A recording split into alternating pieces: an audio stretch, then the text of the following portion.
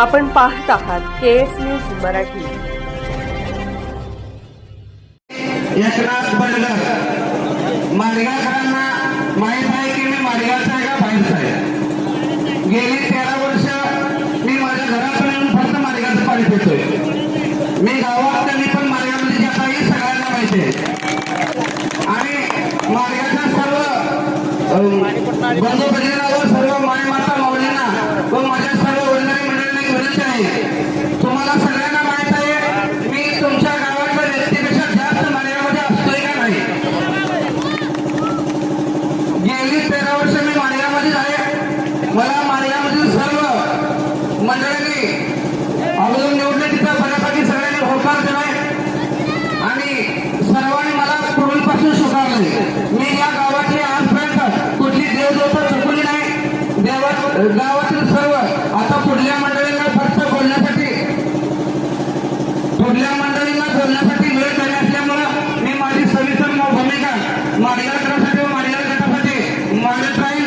फक्त या राज्याचे नेते माननीय पडळकर साहेबांनी जो आणि आपल्या तालुक्याचे नेते माननीय अळे साहेब व तालुक्यातील या विभागाचे व तालुक्याचे नेते माननीय संजवांना व माडगाव गावातील सर्व प्रतिष्ठित सरपंच बापू व सर्व हक्के या सर्वांनी माझ्या उमेदवारीला समर्थन दिल्यामुळे मला ही व माडगाव गटातील सर्व गावातील समजदार व प्रतिष्ठित व्यक्तीने पाठिंबा दर्शवल्यामुळे मला ही उमेदवारी नेत्यांच्या आशीर्वादाने मिळाली। मी गेली 10 वर्ष सरपंच म्हणून पंचायत समितीचा मला संपर्क येतोय आणि मला पंचायत समिती स्तरावर जी पडळकर साहेबांच्या आशीर्वादाने जी संधी मिळाली ती तुम्ही सर्वांनी मतदान रूपी आशीर्वाद देऊन जे काही पंचायत समिती स्तरावर जी कामं आहेत, आता विकास करायचा म्हणलं तर सत्ता लागते आणि सत्ता विकास करायचा म्हणलं तर काय त्या गावात रस्ता करायचा, सभामंडप करायचा, कोणाच्या आरोग्यातील सोयीचं रेशन कार्ड आहे, अनेक कामं आहेत।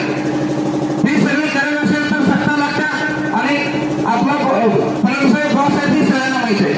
त्यामुळं मी जर राजकारण करायला तर फक्त ती उमेदवारी पडळकर साहेबांच्या आशीर्वादाने सगळ्यांचा विकास करू शकतोय।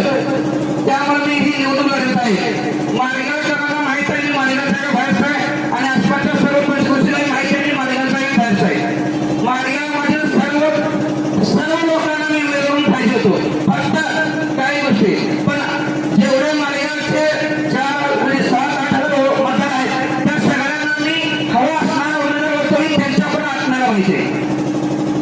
त्यामुळं मी काय विकास कामाबद्दल आणि तुमच्या कामाबद्दल कोणाचे काही काम असलं मी पंचायत गेले 10 वर्ष सरपंच होतो त्यामुळे मला पंचायत समिती लेवलचे तहसील लेवलचे सगळ्या कामाचा अनुभव आहे आणि जे काय विकास निधीबद्दल आपले नेते बोलतील एवढं बोलून मी थांबवतो। जय हिंद जय महाराष्ट्र।